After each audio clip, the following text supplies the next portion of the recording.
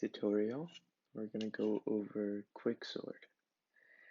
Now, if you haven't watched my selection sort video, I highly recommend you to watch that before looking at this, since I'm going to be reusing the function swap, the printing mechanism, which they're quite simple. I would recommend just watching that. And I just made this random array length, and this is just for testing to see if the code works. Now I'm going to use these to create our new sorting algorithm. So first we want to include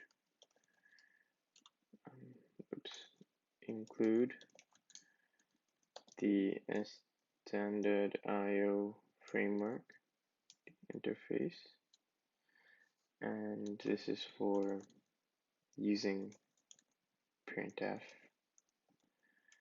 And as you can see, I use printf a lot in my code. I like debug using it. They're better tools, but it's my preference.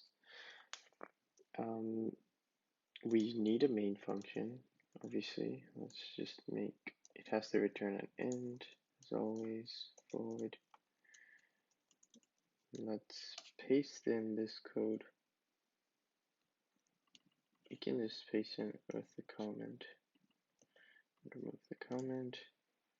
Control I on a Mac, you can format the text. We have this, we have a length.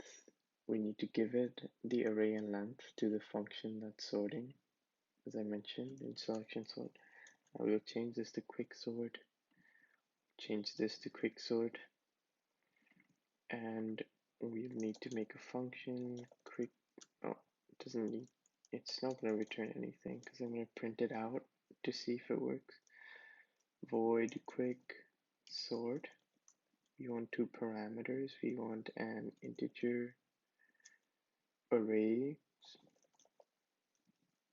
and we want an integer array underscore length.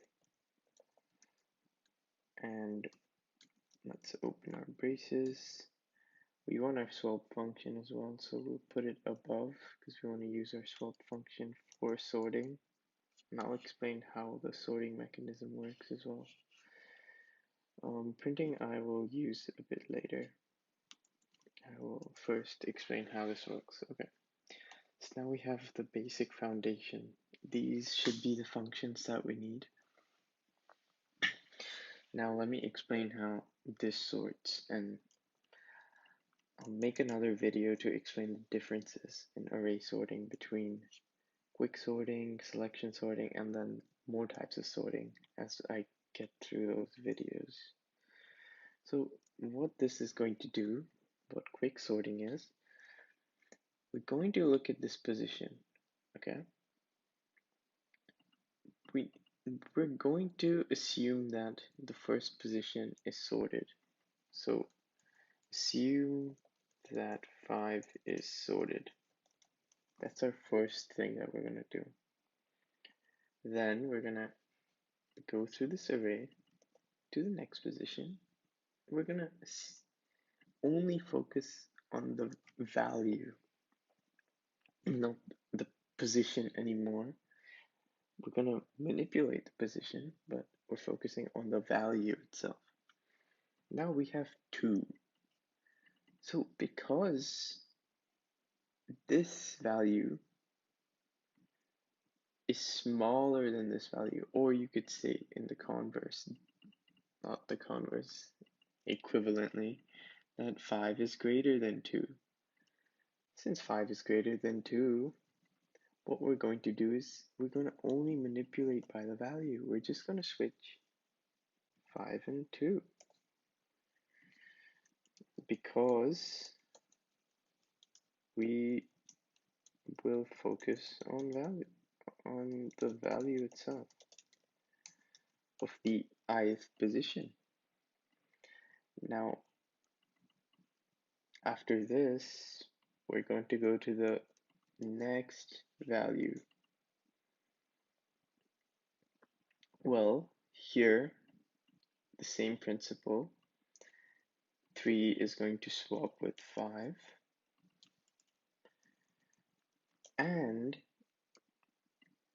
this is not all that happens. Now, we're going to have a loop that will keep checking if 3 is less than the last one.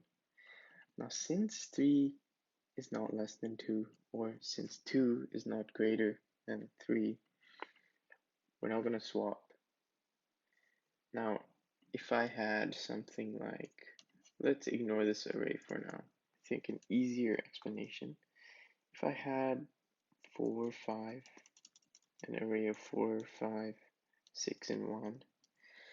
Now, when we're in this position, nothing is going to happen. In this position, nothing, because 5 is not,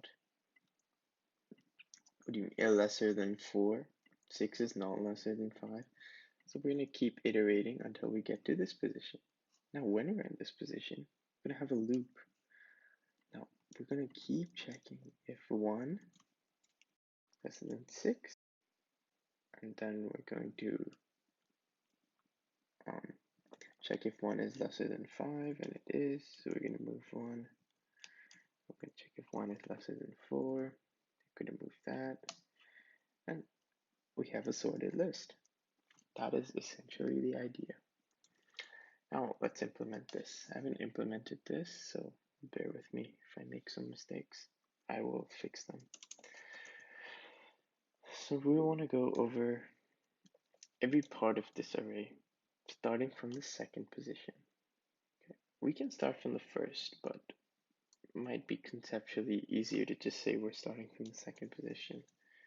So since we start in the second position, we're going to start at I equals 1. We're going to now put in our condition. Our condition is going to be that I is less than the array length. Okay. Now why is I less than the array length? Well, because our array is 0 indexed, I can't go further than that. Then we're going to increment I in our for loop. Now what did I say here? We're going to have a loop that decides whether one number is bigger than the, if this one value in this one position is bigger or smaller than the value in the next or the previous position.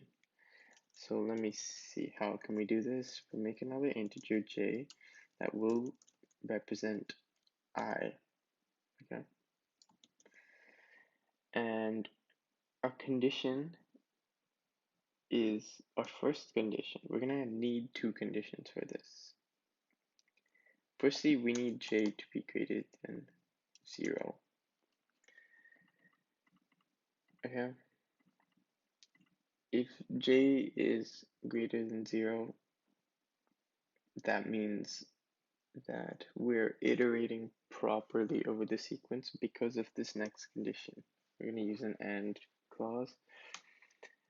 Here, we're going to check if array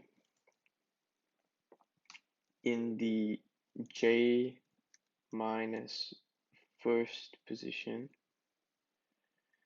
is lesser than the array. These are values, keep saying position, but the j is the position, the value in the j position. And then we're going to subtract j. Now why do we subtract j? Because as I was mentioning with that one example, we're going to use a backward loop. So we're going to go through the first position, check the previous elements. Second position, look at the value compared to the previous elements. That's basically the idea. Now, let's see if we can just swap them now. Just copy, paste this. Add these as parameters.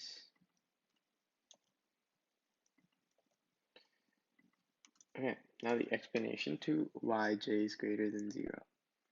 Well, every array is 0 indexed, correct? So if j is equal to 0, then j minus 1 is going to be -1. But there is no such position, -1, in an array. So we need to include this condition. Otherwise, it's not a valid j. Otherwise, we're going to go over this whole list again and see if any other elements need to be sorted. Now let's implement this printing mechanism. Let's remove this.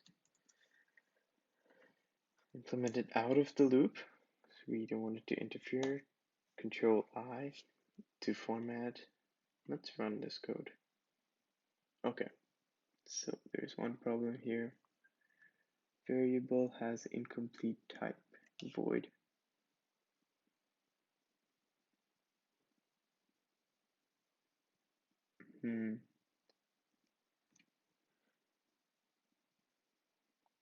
Oh, I did not name this properly. Okay, what am I printing? Oh, I left this in the code.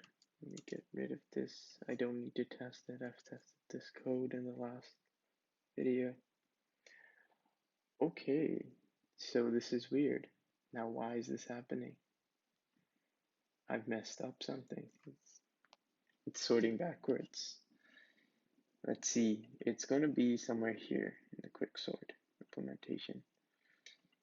I'm saying, oh, I was saying if the last value is lesser than the thing to swap, but that's not true. We don't want to do that. Want to check if it's greater. Okay. So you gotta kind of test it to see if you just forgot to change the equality. Now that should work. There, we have a quicksort implementation. I hope that makes sense. If I'll go over this in another video on how you can interpret the differences and what mindset you should put yourself in to implement these mechanisms. And thank you.